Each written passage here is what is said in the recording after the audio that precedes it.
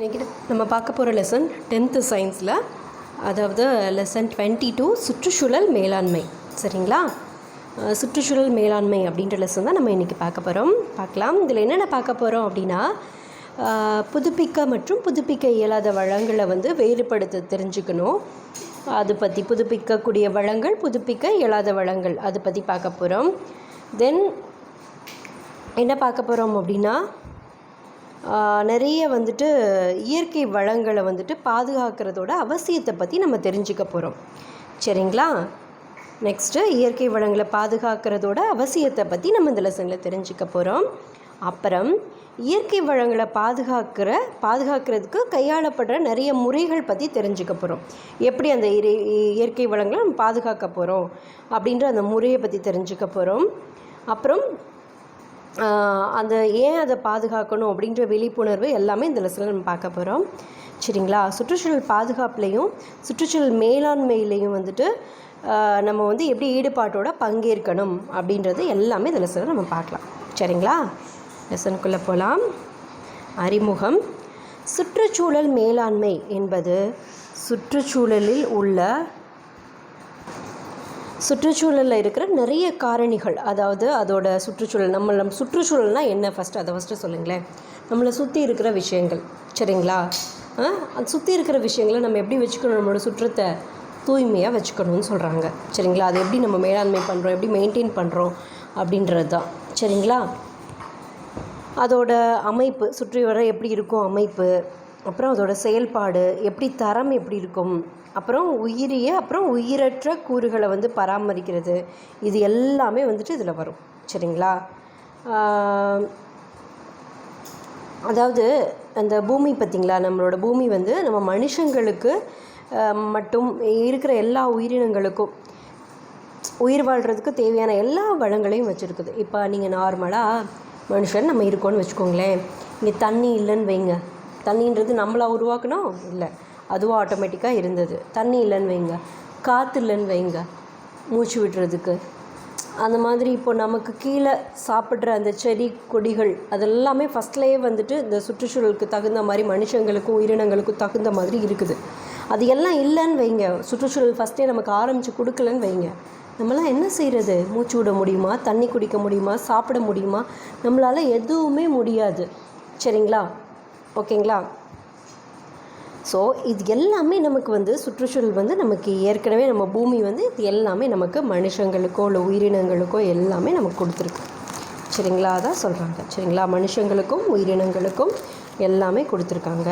ஓகேங்களா? இயற்கையிலிருந்து பெறப்படும் அனைத்தும் மனிதனுக்கு பயனளிக்கக்கூடிய வகையிலே அமைந்திருந்தாலும் அதன் பயன்பாடு பொருத்தமான தொழில்நுட்பம் மூலமே சாத்தியமாகிறது. அதாவது இயற்கையாக நமக்கு கிடைக்கிற எல்லாமே நமக்கு யூஸ் ஆக வேண்டியது தான். சரிங்களா? காற்றாக இருக்கட்டும், மழையாக இருக்கட்டும், தண்ணியாக இருக்கட்டும், இல்லை ஒரு திங்ஸாக இருக்கட்டும், இல்லை ஒரு உயிரினமாக இருக்கட்டும், எல்லாமே நமக்கு பயனளிக்கக்கூடியது தான். இருந்தாலும் அதை நம்ம எப்படி பயன்படுத்துகிறோம் அப்படின்றது எதை பொறுத்து இருக்குது அப்படின்னா, தொழில்நுட்பத்தை பொறுத்து தான் இருக்குது. சரிங்களா? அதை எப்படி நம்ம பயன்படுத்துகிறோன்றது எதை பொறுத்து இருக்குது? தொழில்நுட்பத்தை பொறுத்து தான் இருக்குது. இப்போ ஒரு புல் இருக்குது, அதை நம்ம எப்படி வெட்டுறோம் அப்படின்னா அதுக்குன்னு ஒரு தொழில்நுட்பம் இருக்குது இல்லையா, அதை யூஸ் பண்ணி வெட்டுறோம். சரிங்களா? இப்போது சின்னதாக நீங்கள் என்ன எடுத்துக்கோங்க, புல் வெட்டுறதுக்கு ஒரு களைக்கோட்டை எடுத்துக்கோங்களேன். அதுவும் ஒரு தொழில்நுட்பம் தான் கண்டுபிடிக்கப்பட்டது. அதோட வளர்ச்சி தான் இன்றைக்கி நிறைய எக்யூப்மெண்ட்ஸ் வந்திருக்குது. ஸோ அந்த மாதிரி நம்மளுக்கு கிடச்சிருக்க விஷயங்களை நம்ம பயன்படுத்திக்கிறதுக்கு எது தேவை? தொழில்நுட்பம் தேவை. சரிங்களா? ஓகேங்களா? சரி, நெக்ஸ்ட்டு சில வகையான வளங்களை நாம் தொடர்ச்சியாக பயன்படுத்தி கொண்டிருக்கும் போதே அவை மீண்டும் தம்மை புதுப்பித்து கொள்ளக்கூடியவையாக இருக்கின்றன. எக்ஸாம்பிள், வனங்கள், பயிர்கள், வன உயிரிகள், நிலத்தடி நீர், காற்று மற்றும் சூரிய ஆற்றல். இப்போது சில வளங்கள் இருக்குது, அது என்ன செய்யுது அப்படின்னா, நம்ம யூஸ் பண்ணிகிட்ருக்கோம், யூஸ் பண்ணோடு என்ன ஆயிரும், ஒரு பொருள் முடிஞ்சு போயிடும். ஆனால் அந்த வளங்கள் முடியாது, திருப்பி அதுவாகவே தன்னைத்தானே ரீசைக்கிள், அதாவது திரும்ப யூஸ் பண்ணுறபடி புதுப்பித்து கொள்ளும், திரும்பி வளரும்னு சொல்லலாம். இப்போ செடியாக இருக்கட்டும், அது ஒரு புதுப்பிக்கக்கூடிய வளம் தான். வெட்டிட்டோன்னு வச்சுக்கோங்க, திருப்பி என்ன பண்ணும், அந்த செடி வளரும். சரிங்களா? இப்போ இது இப்படி சொல்ல முடியாது. இப்போ இதுக்கு எக்ஸாம்பிள் பாருங்கள் கொடுத்துருக்காங்க. வனங்கள், காடு, பயிர்கள், வன உயிரிகள், நிலத்துக்கடியில் தண்ணி, நீர், காற்று, சூரிய ஆற்றல், இது எல்லாமே பார்த்திங்கன்னா, சூரிய ஆற்றல்லாம் ஒரு நல்ல பெஸ்ட் எக்ஸாம்பிள். சூரிய ஆற்றல்லேருந்து நமக்கு கிடைக்கிது. அதை வச்சு நம்ம எவ்வளவோ வேலைகள் செய்கிறோம், எவ்வளவோ பயன்பாடு இருக்குது. பட் ஆனால் அது முடிஞ்சு போயிடுமா? இல்லை, கிடையாது. அடுத்த நாள் அதே ஆற்றல் திரும்பி நமக்கு கிடைக்கும். ஸோ அது மாதிரி இதெல்லாம் புதுப்பிக்கக்கூடிய ஆற்றல்கள் என்னென்னு பாருங்கள். வனங்கள், பயிர்கள், வன உயிர்கள், நிலத்தடி நீர், காற்று மற்றும் சூரிய ஆற்றல், இது எல்லாமே புதுப்பிக்கக்கூடிய வளங்கள். சரிங்களா? இதை வந்து இயற்கையாக மறுசுழற்சி முறையிலோ அல்லது உயிரிய மேலாண்மை வழியாகவும் அதை மறுபடியும் நம்ம யூஸ் பண்ணிக்கிறோம். என்ன பண்ணுறோம்? ரீசைக்கிள், மறுசுழற்சி படியோ அல்லது உயிரிய மேலாண்மை மூலமாகவும் நம்ம அதை மீண்டும் பயன்படுத்திக்கிறோம். சரிங்களா? தம்மை இயற்கையான மறுசுழற்சி முறையில் புதுப்பிக்க கொள்ள இயலாத வளங்கள், இயற்கையாக மறுசுழற்சி முறையில் புதுப்பிக்க முடியாத வளங்கள், அதாவது தேவைக்கு அதிகமான மற்றும் தொடர்ச்சியான பயன்பாட்டினால தீர்ந்து போகக்கூடியதாக இருக்குது. அதாவது சில வளங்கள் இருக்குது, அதை திருப்பி என்ன பண்ண முடியாது, புதுப்பிக்க முடியாது. ஏன்னா அந்த வளங்கள் ஆல்ரெடி கரெக்டான அளவு இருக்குது. அதை யூஸ் பண்ணிட்டோன்னா திருப்பி அதால் திரும்ப அதால் மேனுஃபேக்சர் ஆகி வர முடியாது. இப்போ எக்ஸாம்பிளுக்கு பார்த்திங்கன்னா தாது வளங்கள், கரி, பெட்ரோலியம், இது எல்லாமே தாது வளங்கள், கரி, பெட்ரோலியம் இதெல்லாம் திரும்ப ஆல்ரெடி இருக்குது. தாது வளங்கள், கரி, பெட்ரோலியம்லாம் மண்ணுக்கடியில் இருக்குது, நம்ம எடுத்து யூஸ் பண்ணுறோம். பட் என்ன பண்ண முடியாது அப்படின்னா திருப்பி அது எல்லாத்தையும் என்ன சொல்கிறது, இப்போ சூரிய ஆற்றல் மாதிரி திரும்ப அதுவாக உருவாகாது. அது திரும்ப கிடைக்கிறதுக்கு பல 100 வருஷங்கள் ஆகும். ஸோ இதெல்லாம் என்னது, புதுப்பிக்க இயலாத வளங்கள். முடிஞ்சு போனால் முடிஞ்சது தான். இப்போ ஒரு பெட்ரோல் எடுத்து ஒரு காரில் போட்டு யூஸ் பண்ணிட்டோன்னா யூஸ் பண்ணது தான். இப்போ நீர் எடுத்துக்கோங்களேன். தண்ணி இப்போது மழையாக நமக்கு பொழிஞ்சு நம்ம அதை யூஸ் பண்ணுறோம். திருப்பி அது ஆவியாகவே எங்கே தான் போகும்? மேலே தான் போகும். திரும்பி ரீசைக்கிள் ஆகி வரும். பட் ஆனால் இது என்ன பண்ண முடியாது, பெட்ரோலியம்லாம் அது மாதிரி திரும்பி ரீயூஸ் பண்ண முடியாது. ஒரு தடவை காருக்கு பெட்ரோல் போட்டோன்னா அது புகையாயிடும், அவ்வளோதான். ஸோ அதுதான் புதுப்பிக்க இயலாத வளங்கள். சரிங்களா? புதுப்பிக்க கொள்ள இயலாத வளங்கள். ஸோ அதெல்லாம் என்ன ஆயிரும்னா முடிஞ்சு போயிடும். சரிங்களா? இதை நம்ம அவ்வளோ ஈஸியாக புதுப்பிக்க முடியாது. இதனால் இதோட பயன்பாடு ஒரு குறிப்பிட்ட காலத்தில் என்னாகும், முடிஞ்சிரும். சரிங்களா? மனிதர்களோட தேவை அப்புறம் மக்கள் தொகை பெருக்கத்தோ காரணமாக எல்லாமே அதிகரிச்சிருக்கு. மக்களோட எண்ணிக்கை என்ன இருக்குது, இப்போ ரொம்ப அதிகமாக இருக்குது. மனிதன் அவங்களோட தேவைக்காகவும் அறிவியல் அப்புறம் தொழில்நுட்ப வளர்ச்சிக்காகவும் ரொம்ப அதிகமாக இயற்கை வளங்களை பயன்படுத்துகிறாங்க. சரிங்களா? மனுஷங்க அவங்களுக்காகவும் அறிவியல் தொழில்நுட்ப வளர்ச்சிக்காகவும் என்ன பண்ணுறாங்க, இந்த இயற்கை வளங்களை அதிகமாக யூஸ் பண்ணுறாங்க. அதனால் என்ன ஆகுது, அந்த வளங்கள் குறைய தொடங்குது. யாரால்? மனுஷங்களாலேயும் அவங்களோட சயின்ஸ் டெவலப்மெண்ட்காகவும் இந்த வளங்கள் அதிகமாக பயன்படுத்தப்படுறதுனால குறையுது. சரிங்களா? அதனால் இயற்கை வளங்களை நம்ம என்ன பண்ணணும், பாதுகாக்கணும். இவ்வளோதான் புதுப்பிக்க இயலாத வளங்கள் இருக்குது அப்படின்னா நம்ம என்ன பண்ணணும், அதை பாதுகாக்கணும். சரிங்களா? ஒரு நாட்டோட சமூக பொருளாதார மேம்பாட்டிற்கு முக்கியமான பங்கை அளிக்கக்கூடியதாக இருக்குது. இந்த இயற்கை வளங்கள் எப்படி இருக்குது, நம்ம நாட்டோட சமூக பொருளாதார மேம்பாட்டுக்கு முக்கியமான பங்காக இருக்குது. சரிங்களா? ஸோ அதை நம்ம என்ன பண்ணணும், பாதுகாக்கணும். சரிங்களா? ஃபஸ்ட் இப்போ என்ன பார்த்தாச்சு, இயற்கை வளங்கள் பற்றி ஒரு அறிமுகம் பார்த்தாச்சு. அடுத்து என்ன பார்க்க போகிறோம், இயற்கை வளங்களை முறையாக பயன்படுத்துதலும் பாதுகாப்பும். சரிங்களா? இயற்கை வளங்கள் அதோட உயிரிய பொருளாதார அப்புறம் பொழுதுபோக்கு மதிப்புகளுக்காக பாதுகாக்கப்படுகின்றன. இந்த இயற்கை வளங்கள் இருக்குது இல்லையா, அது உயிரிய பொருளாதார அப்புறம் பொழுதுபோக்கு மதிப்புக்காக பாதுகாக்கப்படுது. ஏன்னா முடிஞ்சு போயிடும் அப்படின்றதுனால இது எல்லாமே பாதுகாக்கப்படுது. இயற்கை வளங்களோட அதிகமான மற்றும் திட்டமிடப்படாத பயன்பாடு சுற்றுச்சூழல் ஒரு சமமற்ற நிலையை உருவாக்கிவிடும். இந்த இயற்கை வளங்களை நம்ம வாட்டில் இஷ்டத்துக்கு பயன்படுத்திக்கிட்டே இருந்தோம், ஒரு திட்டமிடாமல் நம்ம வாட்டில் பயன்படுத்திக்கிட்டே இருந்தோம் அப்படின்னா என்ன ஆகும் அப்படின்னா நம்மளோட சுற்றுச்சூழலில் ஒரு சமமற்ற நிலை உருவாகிடும்னு சொல்கிறாங்க. அதனால் இயற்கை வளங்கள் அதை புதுப்பித்து கொள்வதற்கேற்ப அவற்றினை பயன்படுத்துவதில் ஒரு முறையான சமநிலை பராமரிப்பு அவசியமாகிறது. ஸோ அதை என்ன பண்ணணும், நம்ம அதை யூஸ் பண்ணுறதுல சும்மா எல்லாத்தையும் யூஸ் பண்ணிகிட்டே இருக்கக்கூடாது. மொத்தமாக அரசாங்கமே என்ன பண்ணணும், ஒரு சமநிலைப்பு பராமரிப்பு அவசியமாகுது. இது மக்களாகிய நம்மமும் பொறுப்பு ஏற்றுக்கிட்டு அதை யூஸ் பண்ணணும் அப்படின்னு சொல்கிறாங்க. சரிங்களா? இது மாதிரி இயற்கை வளங்களை முறையாக பராமரிக்கிறது, பயன்படுத்துறது, இதுதான் நம்ம பாதுகாப்பு அப்படின்னு சொல்கிறோம். கரெக்டாக நம்ம இயற்கை வளங்களை பயன்படுத்துகிறோம் இல்லையா, அதுதான் சுற்றுச்சூழல் பாதுகாப்பு அப்படின்னு சொல்கிறோம். சரிங்களா? எப்பொழுதும் நிலைத்து நிற்கும் வகையில் நீடித்த உலகை நாம் கட்டமைக்க வேண்டும். அதாவது எப்பயுமே வந்து இப்போதைக்கு நம்மளோட தேவையை முடிச்சுக்கிறாமல் நாளைக்கு நம்மளோட சந்ததியினருக்கும் நிலைத்து நிற்கக்கூடிய அளவில் நம்ம வந்து உலகில் வந்து நம்ம ஒரு கட்டமைப்பை உருவாக்கணும். ஆற்றலை வந்து முறையாக பயன்படுத்தணும். தண்ணீரும் புதுப்பிக்கக்கூடியதாக இருந்தாலும் என்ன ஆகும், அதுவும் ஒரு ஸ்டேஜில் எல்லா மக்கள் தொகை அதிகமாக யூஸ் பண்ணிகிட்டே இருந்தால் அதுவும் முடிஞ்சு போயிடும்.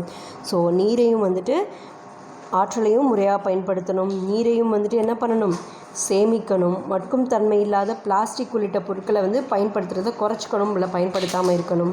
அப்புறம் நம்ம இருக்கிற அந்த வளிமண்டலம் அட்மாஸ்பியர் இருக்கு இல்லையா, அதை வந்து முறையாக வந்து நம்ம பராமரிக்கணும். ஏன்னா நம்ம இங்கே எரிக்கிற புகையிலேருந்து எல்லாமே எங்கே போகுது, அந்த அட்மாஸ்பியருக்கு போகுது. அட்மாஸ்பியருக்கு போய் அங்கே இருக்கிற ஓசோன் வாயு இருக்குது, ஓசோன் லேயர் இருக்குல்லையே, அதில் ஓட்டையை ஏற்படுத்துது. ஸோ அதையும் நம்ம சரியாக பயன்படுத்தணும்.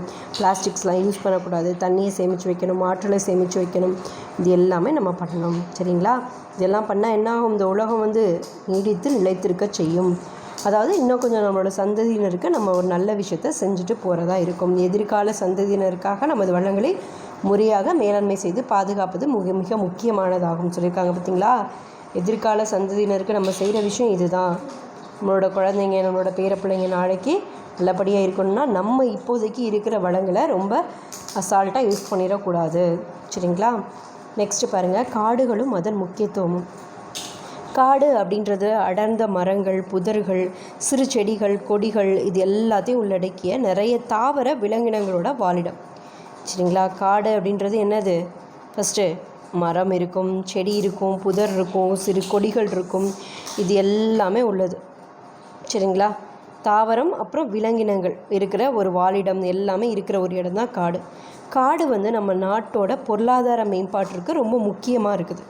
ஏன் பொருளாதார மேம்பாட்டிற்கு முக்கியமாக இருக்குது? அதாவது வந்து காட்டிலேருந்து நமக்கு நிறைய விஷயங்கள் கிடைக்குது இல்லையா, அந்த மரங்கள்லேருந்து என்ன கிடைக்குது, மருந்து பொருட்கள் கிடைக்குது. அது மாதிரி நிறைய இதுக்கு வந்துட்டு நம்மளோட பொருளாதாரத்துக்கு ரொம்ப முக்கியமாக இருக்குது. காடுகள் வந்து மனித வாழ்க்கையில் ரொம்ப இன்றியமையாததாக இருக்குது. நிறைய புதுப்பிக்கத்தக்க இயற்கை வளங்களோட ஆதாரமாக எது திகழுது, காடு. சரிங்களா? மேலும் பலதரப்பட்ட புதுப்பிக்கக்கூடிய இயற்கை வளங்களோட ஆதாரமாக விளங்குறது எது, காடு தான். சரிங்களா? காடுகள் மரம், உணவு, தீவனம், நார்கள் மற்றும் மருந்து பொருட்களை அளிப்பவை. காட்டிலேருந்து நமக்கு என்னென்ன கிடைக்குது, மரம் கிடைக்குது, உணவு கிடைக்குது, தீவனம் கிடைக்குது, தென் நார்கள் கிடைக்குது, மருந்து பொருட்கள் கிடைக்குது. நிறைய மருந்து பொருட்கள் காட்டில் இருக்குது. சரிங்களா? இது எல்லாமே நமக்கு கிடைக்குது. சரிங்களா? காடுகள் வந்து சுற்றுச்சூழல் முக்கியத்துவம் உடைய பெரும் காரணிகளாகும். காடுகள் கார்பனை நிலைநிறுத்துவதால் அவை கார்பன் தொட்டி என்றும் அழைக்கப்படுகின்றன. இது ரொம்ப ரொம்ப முக்கியமானது. சரிங்களா? அதாவது காடுகள் என்ன பண்ணுது, சுற்றுச்சூழல் முக்கியத்துவம் உடையது. இந்த மரம் இருக்கிறதுனால நமக்கு வந்து ரொம்பவும் யூஸ்ஃபுல்லாக இருக்குது. இந்த ஏன் அப்படி சொல்கிறாங்க அப்படின்னா, காடுகள் என்ன செய்யுதான், கார்பனை வந்து நிலைநிறுத்துறது. கார்பனை என்ன பண்ணிக்குது, தக்க வச்சுக்குது, நிலைநிறுத்துது.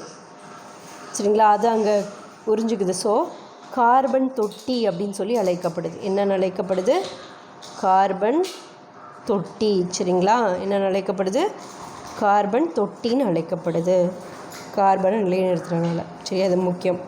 நெக்ஸ்ட்டு தட்பவெப்பநிலையை ஒழுங்குபடுத்தி மழைப்பொழிவை அதிகமாக்கி புவி வெப்பமாதலை குறைத்து வெள்ளம், நிலச்சரிவு போன்ற இயற்கை சீற்றங்களை தடுத்து வன உயிரிகளை பாதுகாத்து நீர்பிடிப்பு பகுதிகளாக மாறி செயல்படுகின்றன.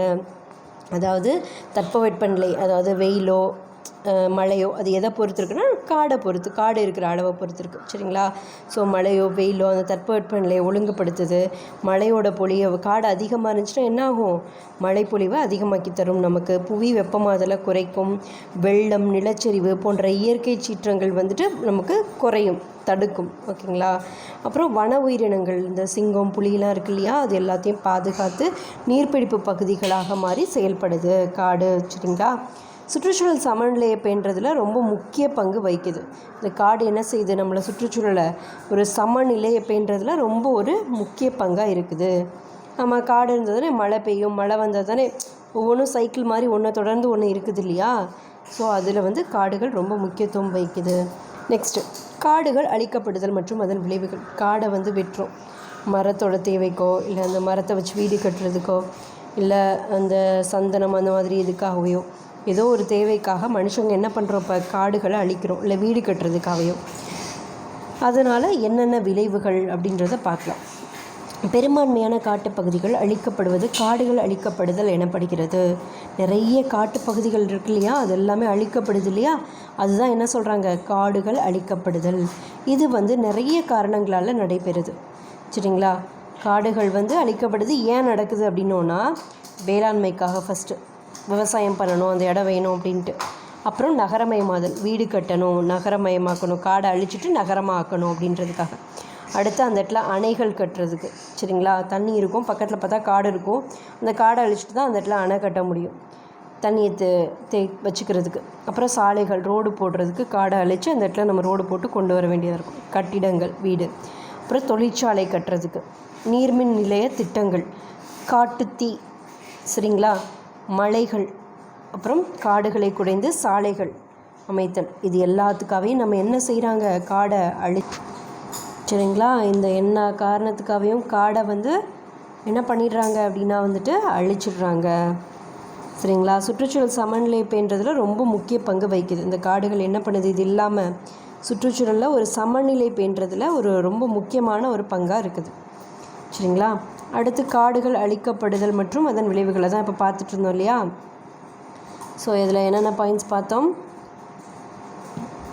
இந்த மாதிரி காட்டுத்தீ, மழைகள், இந்த மாதிரி எல்லா காரணங்கள்னாலையும் காடுகள் என்ன ஆகுது, அழிக்கப்படுது. சரிங்களா? ஸோ அதை நோட் பண்ணிக்கோங்க. நெக்ஸ்ட்டு இது எதிர்கால பொருளாதார வாழ்க்கை தரம் அப்புறம் சுற்றுச்சூழலுக்கு ரொம்ப பெரும் அச்சுறுத்தலாக இருக்குது. சரிங்களா? இந்தியாவில் ஒவ்வொரு வருஷமும் 1.5 மில்லியன் ஹெக்டேர் வனப்பரப்பு அழிக்கப்படுகிறது. சரிங்களா? இந்தியாவில் ஒவ்வொரு வருஷமும் எவ்வளவு வனப்பரப்பு அழிக்கப்படுதான், 1.5 மில்லியன் ஹெக்டேர். இது ரொம்ப முக்கியம் இந்த டேட்டா. ஒவ்வொரு வருஷமும் நம்ம இந்தியாவில் மட்டும் எவ்வளவு காடுகள் அழிக்கப்படுது, 1.5 மில்லியன் ஹெக்டேர் வனப்பரப்பு அழிக்கப்படுது.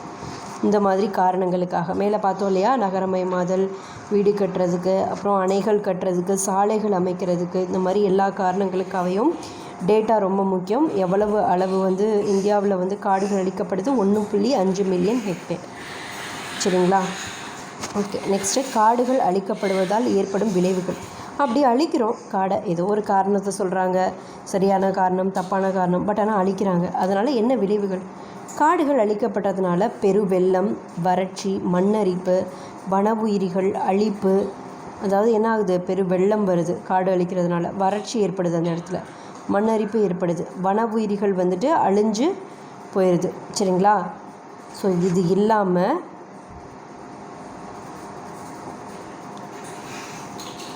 இன்னமும் என்னென்ன ஆகுது, அருகி வரும் சிற்றினங்கள் முற்றிலுமாக அழிதல். அதாவது ஏற்கனவே அழிஞ்சிக்கிட்டு வர சிற்றினங்கள் என்ன ஆயிடுது, காடுகள் அழிக்கிறதுனால அதுக்கு இருக்கிற இடம் இல்லாமல் மொத்தமாக அழிஞ்சிருது. அப்புறம் உயிர் சுழற்சியில் சமமற்ற நிலை, பருவநிலைகளில் மாற்றம், பாலைவனமாதல் போன்ற சூழல் பிரச்சனைகள் உண்டாகுது. காடை அழிக்கிறதுனால இந்த எல்லா பிரச்சனையும் உருவாகுதுமா. சரிங்களா? மேலும் அறிந்து கொள்வோம். இப்போ இதில் ஒரு பாக்ஸ் கொடுத்துருக்காங்க, இது ரொம்ப ரொம்ப இம்பார்ட்டண்ட்டு. இந்த மாதிரி மேலும் அறிந்து கொள்வோம் பாக்ஸ் கொடுத்துருக்காங்கன்னா அது ரொம்ப இம்பார்ட்டண்ட். கண்டிப்பாக அதில் ஒரு கொஷின் வரதுக்கு சான்ஸ் இருக்குது. சரிங்களா? நோட் பண்ணிக்கோங்க. ஃபஸ்ட்டு சிப்கோ இயக்கம் 1973 அகிம்சா வழியில் மரங்களையும் காடுகளையும் பாதுகாக்கிறதுக்காக துவங்கப்பட்ட இயக்கம் தான் இந்த சிப்கோ இயக்கம். ஏதாவது சண்டை போடாமல் இந்த காடு, மரம் எல்லாத்தையும் பாதுகாக்கிறதுக்கு துவங்கப்பட்ட இயக்கம் என்னது, சிப்கோ இயக்கம். எப்போ, 1973. சரிங்களா? சிப்கோ அப்படின்ற வார்த்தைக்கு என்ன பொருள், சிப்கோ அப்படின்னா என்ன அப்படின்னா தழுவுதல். சரிங்களா? தழுவுதல். சிப்கோ அப்படின்னா என்னது, தழுவுதல். மரங்களை வெட்ட விடாமல் கிராம மக்கள் அவற்றை வட்டமாக சூழ்ந்து கொண்டு கட்டி தழுவியபடி நின்றதால் இப்பெயர் அமைந்தது. ஏன் அது சிப்கோ அப்படின்னு சொல்கிறாங்க, சிப்கோனா என்னது, தழுவுறது. என்ன பண்ணாங்க மக்கள், அதாவது மரங்களை வெட்டக்கூடாது அப்படின்னு சொல்லி சுற்றி வர எல்லோரும் கை கோர்த்து நின்று அதை வெட்ட விடாமல், அதாவது ஒரு போராட்டம் மாதிரி அமைதி வழியில் மரங்களை பாதுகாக்கிறதுக்கு செஞ்சாங்க. ஸோ அந்த மாதிரி அவங்க ஒருத்தர் கைப்பிடிச்சிட்டு நின்று தழுவி இந்த போராட்டம் செஞ்சு மரங்களை காப்பாற்றினதுனால, கிராம மக்கள் எல்லோரும் காப்பாற்றினால இது என்ன சொல்கிறாங்க, தழுவுதல், சிப்கோ இயக்கம்னு சொல்கிறாங்க. சரிங்களா? அதாவது உத்தரப்பிரதேசத்தில் தற்போதைய இப்போ உத்தரகாண்ட்னு சொல்கிறோம் இல்லையா, அந்த உத்தரப்பிரதேசத்தில் இருக்கிற சாமோலி அப்படின்ற ஊரில், என்ன ஊர், சாமோலி அப்படின்ற ஊரில் இந்த இயக்கம் ஆரம்பிச்சிச்சு. இமயமலை பகுதியில் இருக்கிற காடுகளை வந்துட்டு 15 வருஷமாக வந்துட்டு அழிக்கக்கூடாது அப்படின்னு சொல்லிட்டு தடை உத்தரவு பெற்று 1980 இந்த இயக்கம் வந்து மிக பெரும் வெற்றி அடைஞ்சிச்சு. என்ன சொல்கிறாங்க, இமயமலை பகுதியில் இருக்கிற காடுகளை வந்துட்டு 15 வருஷமாக அழிக்கக்கூடாது அப்படின்னு சொல்லிட்டு தடை உத்தரவு வாங்கினாங்க. 1980 இந்த இயக்கம் வந்து இந்த இயக்கத்தோட பெரிய வெற்றியாக இதை கருதுகிறாங்க. சரிங்களா, 1973 இது ஆரம்பித்தது. இதனால் என்னாச்சு, இமயமலை பகுதியில் இருக்கிற காடுகளை 15 வருஷமாக அழிக்கவே கூடாது அப்படின்னு சொல்லிட்டாங்க. சரிங்களா, அந்த தடை உத்தரவு வந்துட்டு 1980 கிடச்சிச்சு. அதுலேருந்து இந்த இயக்கத்துக்கு என்னது பெரிய வெற்றி. அந்த 1980 அழிக்கக்கூடாது அப்படின்னு சொல்லிட்டாங்க இல்லையா, அதனால் இந்த இயக்கம் வந்து பெரிய வெற்றியாக அதை கொண்டாடினாங்க. சரிங்களா, ஸோ இதுதான் சிப்கோ இயக்கம். வருஷம் முக்கியம். அதில் சிப்கோனா தழுவுதல். நெக்ஸ்ட்டு உத்தரப்பிரதேசத்தில் தற்போதைய உத்தரகாண்ட் சாமோலி அப்படின்ற ஊரில் இந்த இயக்கம் வந்து ஆரம்பிச்சிச்சு. இதனால் என்ன பெனிஃபிட் அப்படின்னா 1980 இமயமலை பகுதியில் 15 வருஷத்துக்கு காடுகளை அழிக்கக்கூடாது அப்படின்னு சொல்லிட்டு உத்தரவு பெற்றாங்க. சரிங்களா, நெக்ஸ்ட்டு காடுகளை பாதுகாத்து. இந்தியாவோட 782.3 லட்சம் ஹெக்டேர் பரப்பளவு காடுகள் காப்பு காடுகளாக வகைப்படுத்தப்படுகின்றன. இந்தியாவில் 752.3 லட்சம் ஹெக்டேர் பரப்பளவு காடுகள் என்னன்னு சொல்கிறாங்க, காப்பு காடுகள் அப்படின்னு சொல்கிறாங்க. இதில் 215.1 லட்சம் ஹெக்டேர் வந்து பாதுகாக்கப்பட்ட வனப்பகுதியாக உள்ளது. இந்தியாவில் 752.3 லட்சம் ஹெக்டேர் வந்து பரப்பளவு காடுகள் காப்பு காடுகள்னு சொல்கிறாங்க.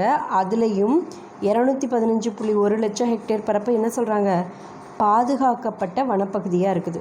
சரிங்களா, காடுகள் வந்து அழியாமல் பாதுகாக்கிறதுக்கு மேற்கொள்ளப்படுற சில முக்கியமான வழிமுறைகள் கீழே கொடுத்துருக்காங்க.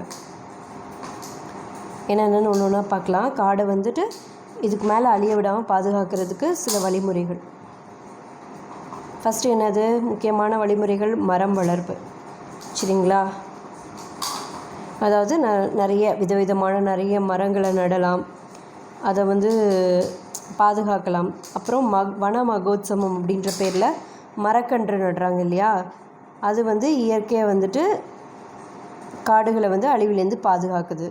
வன மகோத்சவம் அப்படின்றது மரக்கன்றுகள் நடுறதுல. சரிங்களா, மரங்கள் வெட்டுறதையும் குறைக்கப்படணும். குறைச்சி இதெல்லாம் பண்ணி மரத்தை நட்டு வளர்த்து வந்தோம் அப்படின்னா நம்மளால் காடுகளை பாதுகாக்க முடியும். அது ஒரு டைப். அடுத்தது சமூக காடு வளர்ப்பு திட்டம். அடுத்தது என்ன பண்ணுறாங்க, சமூக காடு வளர்ப்பு திட்டம். அதாவது மிக பெரிய அளவில் பொதுமக்களோட பங்களிப்போடு செயல்படுத்தப்பட வேண்டிய திட்டம் இது. இந்த சமூக காடு வளர்ப்பு திட்டம் அப்படின்றது நம்ம மக்களே சேர்ந்து பொதுமக்களோட பங்களிப்போட பெரிய அளவில் செயல்படுத்த வேண்டியது தான் இது. இந்த திட்டத்தின் மூலமாக என்ன ஆகும் அப்படின்னா, பொதுமக்களோட நிலம், அப்புறம் பொது நிலங்களில் உள்ளூருக்கு தேவையான விறகு, மேய்ச்சல், மர பயன்பாட்டிற்காக சமூக காடுகள் வளர்க்கப்படுவதால் பழமையான காடுகளின் அழிவை தடுக்கலாம். அதாவது என்ன பண்ணுறாங்க, இந்த சமூக காடு வளர்ப்பு திட்டத்தின்படி பொதுமக்கள் அவங்களோட நிலங்களில், அவங்களோட நிலங்களையோ இல்லை பொது நிலங்களையோ அவங்களோட தேவைக்காக விறகுக்கோ இல்லை மேய்ச்சலுக்கோ மர பயன்பாட்டுக்கோ காடுகளை வந்துட்டு வளர்க்குறாங்க.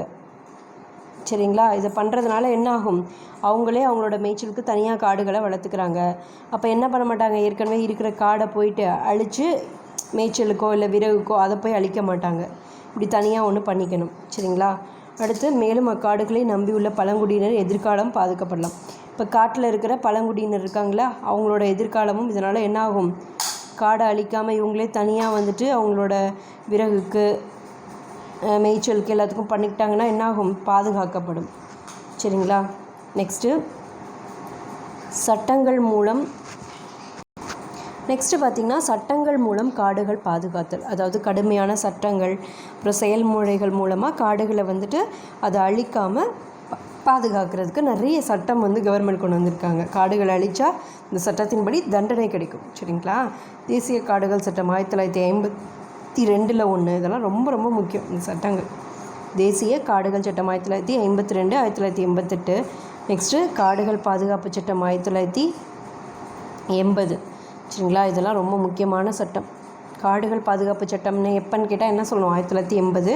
தேசிய காடுகள் சட்டம் 1952 மற்றும் 1988. ஸோ இந்த சட்டங்கள் மூலமாக என்ன பண்ணுறாங்க, கவர்மெண்ட்டு காடுகளை பாதுகாக்கிறாங்க. சரிங்களா, நெக்ஸ்ட்டு வன உயிரினங்களோட பாதுகாப்பு.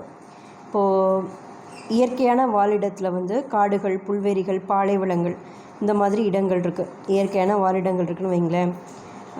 அங்கே இருக்கிற மனிதர்களால் வளர்க்கப்படாத உயிரினங்கள் வன உயிரிகள் எனப்படும். இப்போ காடு, புல்வெளி, பாலைவனம் இந்த மாதிரி சில இடங்கள் இருக்குது. இங்கே வந்து தானாகவே சில காட்டு விலங்குகள் வந்துட்டு உயிர் வாழும். மனுஷங்களாம் அதை வளர்க்க மாட்டாங்க. சிங்கம், புலி இதெல்லாம் யார் நம்மளாம் வளர்த்துட்ருக்கோம், அதுவாக உயிர் வாழ்கிறது. ஸோ அதை தான் என்ன சொல்கிறாங்க, வன உயிரினங்கள். சரிங்களா? உயிரிய பல்வகை தன்மையை நிலைநிறுத்த வன உயிரிகள் அவசியமாகின்றன. இந்த மாதிரி உயிரிய பல்வகைத்தன்மை, அதாவது பல வகையான உயிரினங்கள் இருக்குது இல்லையா, அந்த தன்மையை வந்துட்டு நிலையை வந்துட்டு எல்லாம் குறைஞ்சிடக்கூடாது அப்படின்றதுக்காக என்ன பண்ணுறாங்க, வன உயிரிகள் வந்துட்டு அவசியமாக வளர்க்குறாங்க. வன உயிரிகள் வனச்சுற்றுலாவை மையமாக கொண்டு வருவாயை பெருக்குவதால் பொருளாதார வளர்ச்சியை மேம்படுத்திட உதவுகின்றன. இந்த வன உயிரிகள் என்ன பண்ணுது, வனச்சுற்றுலாவை வந்துட்டு மையமாக கொண்டு வருவாயை பெருக்கிறதுனால பொருளாதார வளர்ச்சியை மேம்படுத்திட உதவுது. இந்த இப்போ வன உயிரினங்கள் ஒரு இடத்துல இருக்குது, அந்த இடத்துல என்ன பண்ணலாம், ஒரு கவர்மெண்ட்டு வனச்சுற்றுலாவை ஆரம்பிக்கலாம். சரிங்களா? அதாவது அந்த இடத்துல வந்துட்டு எல்லோரும் போய் சுற்றி பார்க்குற இடமா அதை மாற்றும் பொழுது அந்த இடத்துல என்ன ஆகும், ஒரு பொருளாதாரத்துலேயும் நமக்கு அந்த இடத்துல ஒரு வருவாய் வரும். சுற்றி பார்க்க போகிறோம், ஒரு அமௌண்ட் வசூல் பண்ணுவாங்க இல்லையா, ஸோ அந்த மாதிரி தான் அந்த அந்த கவர்மெண்ட்டுக்கும் ஒரு வருவாயும் அதனால் வரும். சரிங்களா? காடுகள் பாதுகாப்பும் வன உயிரின பாதுகாப்பும் ஒன்றோடொன்று தொடர்புடையவை. காடுகள் பாதுகாப்பும் என்னது, வன உயிரின பாதுகாப்பும் ரெண்டும் தொடர்புடையது தான். ஏன்னா காட்டில் தானே மரங்கள் இருக்குது, அதை பாதுகாக்கிறோம். அதை பாதுகாத்து தான் வன உயிரினங்கள்லாம் அங்கே உயிர் வாழ முடியும். காடு இருந்து தான் உயிர் வாழ முடியும். சரிங்களா? அதான் சொல்கிறாங்க. நெக்ஸ்ட்டு வன உயிரினங்களோட எண்ணிக்கை குறைவதற்கான காரணங்கள். ஏன் காட்டில் இருக்கிற உயிரினங்களோட எண்ணிக்கை குறையுது, ஏன் குறையுது அப்படின்ற காரணம் தான் இதில் பார்க்க போகிறோம். சரிங்களா? இந்திய வன உயிரிகள் பெரும் பாரம்பரியம் மிக்கவை என உயிரினங்களை அதிகமாக பயன்படுத்தியதால் 1970ஆம் ஆண்டு முதல் 2014ஆம் ஆண்டு வரையிலான காலகட்டத்தில் வன உயிரினங்களின் எண்ணிக்கை 52% அளவு குறைந்துள்ளது. சரிங்களா? அதாவது இந்திய வன உயிரிகள் பெரும் பாரம்பரியம் மிக்கவை. நம்மளோட வன உயிரிகள் என்னது, ரொம்ப ஒரு பாரம்பரியம் முன்னாடிலேருந்து உள்ளது. பழைய வன உயிரினங்கள் எல்லாமே இருக்குது. வன உயிரினங்களை வந்து அதிகமாக வந்து பயன்படுத்துறதுனால 1970லேருந்து 2014ஆம் ஆண்டு வரைக்கும் வந்துட்டு வன உயிரினங்களோட எண்ணிக்கை 52% குறைஞ்சிருக்குது. சரிங்களா? வன உயிரினங்களோட எண்ணிக்கை 1970லேருந்து 2014 வரைக்கும் எவ்வளோ குறைஞ்சிருக்கு, நம்ம அதிகமான பயன்பாட்டினால 52% குறைஞ்சிருக்கு, பாதிக்கு மேலே குறைஞ்சிருக்கு. சரிங்களா? அதீத பயன்பாடு மற்றும் காடுகள் அழிக்கப்படுவதன் காரணமாக பல விலங்கினங்கள் அழிந்தும் சில வகை விலங்கினங்கள் அழியக்கூடிய நிலையிலும் மற்றவை அழிந்து போகக்கூடிய அச்சுறுத்தலாலும் நிலையில் உள்ளன. இந்த 1970லேருந்து 2014க்குள்ளே நம்ம காடை வந்து அழிச்சிடுறோமா, அப்போ அந்த விலங்குலாம் போக இடம் இல்லாமல் பாதி இறந்தே போயிடுச்சு. பாதி விலங்குகள் என்னாச்சு, அழிஞ்சிருச்சு. பாதி விலங்குகள் வந்துட்டு சில சிற்றின அந்த வகையே முழுசாக அழியக்கூடிய நிலைமையில் வந்துடுச்சு. சரிங்களா? இந்த மாதிரி ரொம்ப ஒரு அச்சுறுத்தமான நிலையில் இருக்குது. சமீப காலங்களில் வந்து மனித ஆக்கிரமிப்போட காரணமாக இந்திய வன உயிரினங்களுக்கு மிக பெரும் அச்சுறுத்தல் ஏற்பட்டுள்ளது. நம்ம மனுஷங்க என்ன பண்ணுறாங்க, இருக்கிற இடமெல்லாம் வீடு கட்டிக்கே போகிறாங்க. ஸோ வன உயிரினங்கள் எங்கே போகிறதுன்னு தெரியாமல் பெரிய அச்சுறுத்தலுக்கு உள்ளாயிருக்கு மனுஷங்களால். சரிங்களா? நெக்ஸ்ட்டு வன உயிர்களில் பாதுகாப்பின் நோக்கங்கள். வன உயிர்களை ஏன் பாதுகாக்கணும்? முக்கிய நோக்கம்னு பார்த்தோன்னா சிற்றினங்களை அறிவிலிருந்து பாதுகாத்தல். இப்போ ஒரு சிற்றினம் வகை இருக்குது, இப்போது சிங்கத்திலே ஒரு வகை இருக்குது, அதை வந்து என்ன பண்ணணும், நம்ம அழிஞ்சு போயிடாமல் பாதுகாக்கணும் ஃபஸ்ட்டு. அப்புறம் அங்கே இருக்கிற தாவரம், மரம், செடி, கொடிகள் அது அழிஞ்சிடாமல் நம்ம பார்த்துக்கணும். காடை அழிச்சிட்டோன்னா அதெல்லாம் அழிஞ்சிடும். அப்புறம் அருகி வரும் சிற்றினங்கள் மற்றும் அழிவின் விளிம்பில் உள்ள சிற்றினங்கள் அழியாமல் பாதுகாத்தல். அழிய தருவாயில் இருக்கிற சிற்றினங்கள் வந்துட்டு அழியாமல் ஓகேங்களா? அடுத்தது அழியக்கூடிய நிலையில் உள்ள சிற்றினங்களை பாதுகாத்தல். அழிவோட விளிம்பில் இருக்கிற சிற்றினங்களை பாதுகாக்கணும். அப்புறம் அழியக்கூடிய நிலையில் இருக்கிற சிற்றினங்களை பாதுகாக்கணும். ஓகேங்களா? நெக்ஸ்ட்டு காவா விலங்கினங்கள் அவற்றின் இயற்கை தாவர விலங்கினங்கள் அவற்றின் இயற்கை வாழ்விடங்களுக்கிடையேயான சூழ்நிலை தொடர்பை பற்றி அறிந்து கொள்ளுதல். தாவர விலங்கினங்கள் இருக்குல்ல, அதோட இயற்கை வாழ்வினங்களுக்கிடையேயான சூழலியல் தொடர்பை பற்றி தெரிஞ்சுக்கணும். சரிங்களா? நம்மளோட உயிரினம் மட்டும் இல்லாமல் தாவரத்தையும் பற்றி தெரிஞ்சுக்கிறோம். சரிங்களா? அப்புறம் சட்டவிரோத வேட்டையாடுதல் மற்றும் விலங்குகளை பிடித்தல் ஆகியவற்றை தடை செய்தல்.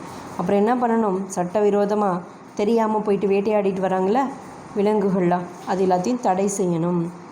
சரிங்களா? அப்புறம் தேசிய பூங்காக்கள், அப்புறம் வன உயிரி சரணாலயங்கள், பாதுகாக்கப்பட்ட பகுதிகள், உயிர்கோள காப்பகங்கள், இது எல்லாமே ஏற்படுத்தினா அந்த இடத்துல மக்கள் போயிட்டு என்ன பண்ண மாட்டாங்க, இருக்கிறதெல்லாம் வேட்டையாடுறது, தாவரங்களை அழிக்கிறது, அவங்களோட பயன்பாட்டுக்கு யூஸ் பண்ணுறது, இதெல்லாம் பண்ண மாட்டாங்க. சரிங்களா? அதை பாதுகாக்கணும் முறையாக. நெக்ஸ்ட்டு வன உயிரி பாதுகாப்பு சட்டம் 1972 ஏற்படுத்தப்பட்டது. இச்சட்டத்தின் முக்கிய அம்சங்கள். 1972 முக்கியமான சட்டம். என்ன சட்டம்? வன உயிரி பாதுகாப்பு சட்டம். வன உயிரினங்களை பாதுகாக்கிற சட்டம். இதோட முக்கிய அம்சங்கள் என்னென்ன அப்படின்னு சொல்லிட்டு பார்க்கலாம். ஓகேங்களா? அதில் ஃபஸ்ட்டு என்ன அப்படின்னா, குறிப்பிட்ட வன உயிரிகளை வேட்டையாடுவதும் கொல்வதும் தடை செய்யப்பட்டுள்ளது. இப்போ ஒரு சில வன உயிரினங்களை வந்துட்டு சுத்தமாக என்ன பண்ணக்கூடாது, மான்லாம் வேட்டையாடவே கூடாது, கொல்லவும் கூடாது. சரிங்களா? தடை பண்ணிட்டாங்க. நெக்ஸ்ட்டு வன உயிரிகளை பாதுகாக்க சரணாலயங்கள், தேசிய பூங்காக்கள் மற்றும் பாதுகாக்கப்பட்ட பகுதிகளை புதிதாக உருவாக்க வழிவகை செய்யப்பட்டுள்ளது. இப்போ காட்டில் இருக்கிற அந்த உயிரினங்கள்லாம் பாதுகாக்கிறதுக்கு சரணாலயம் அமைச்சு தனியாக பாதுகாக்கலாம். தேசிய பூங்காக்கள் அமைக்கிறாங்க. அப்புறம் பாதுகாக்கப்பட்ட பகுதிகளை உருவாக்கி அதுகளை பாதுகாக்கிறாங்க. சரிங்களா? இது எல்லாமே அந்த சட்டத்தில் இருக்குது. 1972 வன உயிரி பாதுகாப்பு சட்டம். அதுக்கப்புறம் முதல்ல சொன்னோம் இல்லையா, அழியும் நிலையில் உள்ள உயிரினங்களை பாதுகாக்க சிறப்பு திட்டங்களை ஏற்படுத்தியிருக்கிறாங்க. சரிங்களா? அடுத்தது மத்திய வனவிலங்கு வாரியம் ஏற்படுத்தப்பட்டு அதன் மூலம் தேசிய பூங்காக்களுக்கான அங்கீகாரம் வழங்கப்படுகிறது. மத்திய வனவிலங்கு வாரியம் அப்படின்னு சொல்லிட்டு தனியாக ஒன்று சென்ட்ரல் லெவலில் ஏற்படுத்தி அதன் மூலமாக தேசிய பூங்காக்களுக்கு அங்கீகாரம் வழங்குறாங்க. அவங்க தான் பூங்காக்களுக்கு அங்கீகாரம் கொடுக்குறாங்க. சரிங்களா? அப்புறம் வன உயிரிகள், அப்புறம் அதன் மூலமாக பெறப்படும் பொருட்கள் தொடர்பான வணிகம் தடை செய்யப்பட்டு ஒழுங்குபடுத்தப்படுகிறது. அப்புறம் காட்டில் இருக்க பார்த்திங்களா வன உயிரிகள், அது அப்புறம் அந்த உயிரிகள்னால் கிடைக்கப்படுற பொருட்கள், அதாவது இப்போது மான்லேருந்து கிடைக்கிற அந்த கொம்பு, யானை கொம்பு, அது எல்லாத்தையும் பண்ணுற வணிகம் என்ன பண்ணிட்டாங்க, அதை வச்சு வணிகமே பண்ணக்கூடாது, தடை செஞ்சுட்டாங்க. உயிரை கொண்டா தானே அந்த இதை எடுக்க முடியும் வணிகம் செய்கிறதுக்கு. சரிங்களா? தடை பண்ணிட்டாங்க. அடுத்த பாக்ஸ் பாருங்கள், இம்பார்ட்டன்ட் பாக்ஸு. ஜூம் கார்பெட் தேசிய பூங்கா 1936ஆம் ஆண்டு உத்தரகாண்ட் மாநிலத்தில் துவங்கப்பட்ட இந்தியாவின் முதல் தேசிய பூங்கா. இந்தியாவில் ஃபஸ்ட்டு தேசிய பூங்கா எது அப்படின்னு கேட்டால் எது? இந்தியாவின் முதல் தேசிய பூங்கா ஜூம் கார்பெட் தேசிய பூங்கா. எப்போ இந்த பூங்கா ஆரம்பித்தாங்க? முக்கியமானது 1936. ஓகேங்களா? உத்தரகாண்டில் இந்த பூங்கா தொடங்கப்பட்டுச்சு. சரிங்களா? இந்தியாவில் தற்போது 15 உயிர்கோள காப்பகங்கள் இருக்குது. இப்போ இந்தியாவில் எத்தனை உயிர்கோள காப்பகங்கள் இருக்குது? 15 இருக்குது. சரிங்களா? தமிழ்நாட்டில் உள்ள நீலகிரி பகுதி ஒரு பாதுகாக்கப்பட்ட உயிர்கோள காப்பக பகுதியாகும். நம்ம தமிழ்நாட்டில் நீலகிரி பகுதி இருக்குது பார்த்திங்களா, அது ஒரு பாதுகாக்கப்பட்ட உயிர்கோள பகுதி. சரிங்களா? நெக்ஸ்ட்டு வன உயிரி, இந்த பாக்ஸ் ரொம்ப முக்கியம், நோட் பண்ணிக்கோங்க. நெக்ஸ்ட்டு வன உயிரி பாதுகாப்பில் ஈடுபட்டுள்ள நிறுவனங்கள். என்னென்ன நிறுவனங்கள் இந்த வன உயிரினங்களை பாதுகாக்கிறதுக்கு ஈடுபட்டிருக்குது அப்படின்னு சொல்லி பார்க்கலாம். ஃபஸ்ட்டு இந்திய வன உயிரி வாரியம் IWBL. நெக்ஸ்ட்டு சர்வதேச வன உயிரி நிதியம் WWF. நெக்ஸ்ட்டு உலக பாதுகாப்பு ஒன்றியம் WCN. நெக்ஸ்ட்டு பன்னாட்டு இயற்கை மற்றும் இயற்கை வளங்களுக்கான பாதுகாப்பு ஒன்றியம் IUCN.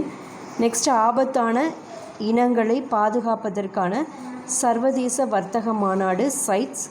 நெக்ஸ்ட் பாம்பே இயற்கை வரலாற்று நிறுவனம், அதாவது பாம்பே இயற்கை வரலாற்று நிறுவனம் BNHS. சரிங்களா? நெக்ஸ்ட் இந்திய வன உயிரி பாதுகாப்பு நிறுவனம் டெஹ்ராடூன். இதெல்லாம் அந்தந்த இடத்துல இருக்குது, ஒவ்வொரு இடத்துல இருக்குது. சரிங்களா? ஒவ்வொன்று என்ன செய்யுது, இவங்க எல்லாருமே சேர்ந்து வன உயிரி பாதுகாப்பில் ஈடுபடுறாங்க நிறுவனங்கள். இது எல்லாமே முக்கியம். எக்ஸ்பேன்ஷன் தெரிஞ்சுக்கணும், பேரும் தெரிஞ்சுக்கணும். ஓகேங்களா? நெக்ஸ்ட் ஒரு பாக்ஸ் கொடுத்துருக்காங்க பாருங்கள். தமிழ்நாட்டில் தேனி மாவட்டம் வெங்கடாச்சலபுரம் என்னும் கிராமத்தைச் சேர்ந்த ராதிகா ராமசாமி என்பவர் இந்தியாவின் முதல் பெண் வன உயிரி புகைப்பட கலைஞர் என்று சர்வதேச அளவில் புகழ் பெற்றுள்ளார். அதாவது நம்ம தமிழ்நாட்டில் தேனி மாவட்டத்தில் வெங்கடாச்சலபுரம் அப்படின்ற கிராமத்தை சேர்ந்த ராதிகா ராமசாமி அப்படின்ற ஒரு பொண்ணு இந்தியாவிலேயே ஃபஸ்ட்டு பெண் வன உயிரி புகைப்பட கலைஞர் அப்படின்ற சர்வதேச அளவில் புகழப்படுறாராம். அப்போ இந்தியாவிலேயே ஃபஸ்ட்டு பெண்ணுன்னு சொல்லிட்டு வன உயிரினங்களை புகைப்படம் எடுக்கிற ஒரு கலைஞராக யார் தான் இருக்கா? நம்ம தமிழ்நாட்டை சேர்ந்த தேனி மாவட்டத்தை சேர்ந்த ராதிகா ராமசாமி இருக்காங்க. இது நமக்கு ரொம்ப பெருமைக்குரிய விஷயம். சரிங்களா? இவர் பறவை இனங்களை புகைப்படம் எடுப்பதில் மிகுந்த ஆர்வம் கொண்டவர்.